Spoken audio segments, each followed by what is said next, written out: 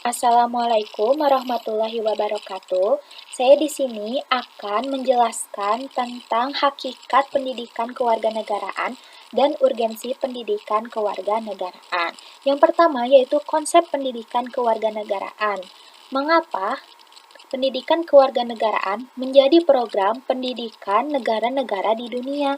Karena secara filosofis, negara yang menginginkannya tetap eksis, warga negaranya harus dididik menjadi warga negara yang baik, pintar, dan good citizen.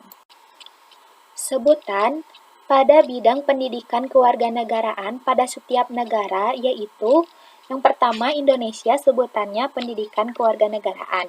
Yang kedua yaitu ada Singapura, sebutannya yaitu moral education.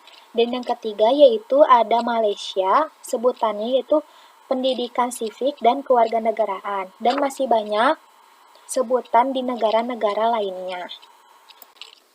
Tipe-tipe warga negara menurut Nadine dan Clark. Yang pertama yaitu sponge citizen, yaitu tipe busa, seperti busa dalam lautan.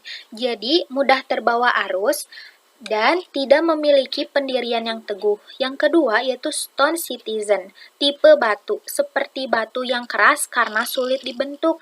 Jadi sangat sulit untuk menerima pandangan orang lain atau keras kepala. Dan yang ketiga yaitu ada generator citizen, yaitu tipe warga negara yang menggerakkan atau berpartisipasi aktif dalam bermasyarakat dan bernegara berbangsa. Jadi tipe ini warga negara yang ideal. Jika pendidikan untuk menumbuh kembangkan potensi individu untuk menjadi individu yang lebih dewasa, maka pendidikan kewarganegaraan untuk menumbuh kembangkan modal sosial untuk membangun negara dan bangsa. Untuk membangun negara dan bangsa perlu modal sosial. Modal sosial dapat diperluas melalui jaringan-jaringan konektivitas yang dapat menimbulkan rasa saling percaya, dan inilah urgensi pendidikan kewarganegaraan. Mengapa PKN itu diperlukan? Alasannya yang pertama yaitu mengambil pelajaran dari catatan sejarah historis, yang kedua perintah undang-undang yudiris, yang ketiga keadaan di masyarakat sosiologis, dan yang keempat yaitu kebijakan pemerintah mengenai pendidikan kewarganegaraan dalam kurikulum sekolah dan perguruan tinggi politis. Dan selanjutnya yaitu peran pendidikan kewarganegaraan, yaitu untuk mewujudkan program-program demokratis yang bermuara pada pembentukan karakter bangsa Indonesia. Tujuan utamanya yaitu untuk membentukkan karakter warga negara. Dan sekarang kita masuk ke urgensi pendidikan kewarganegaraan. Mengapa pendidikan kewarganegaraan itu penting? Apa urgensinya? Alasan pertama yaitu kebangkitan nasional pada tahun 1908, yaitu bangkitnya nilai kolektif. Yang kedua yaitu Sumpah Pemuda pada tahun 1928. Praksis kehidupan bangsa Indonesia itu serba aneka. Yang ketiga yaitu Proklamasi Kemerdekaan pada tahun 1945, yaitu menjadi jembatan untuk membangun bangsa dan negara untuk mencapai cita-cita nasional. Itu histori.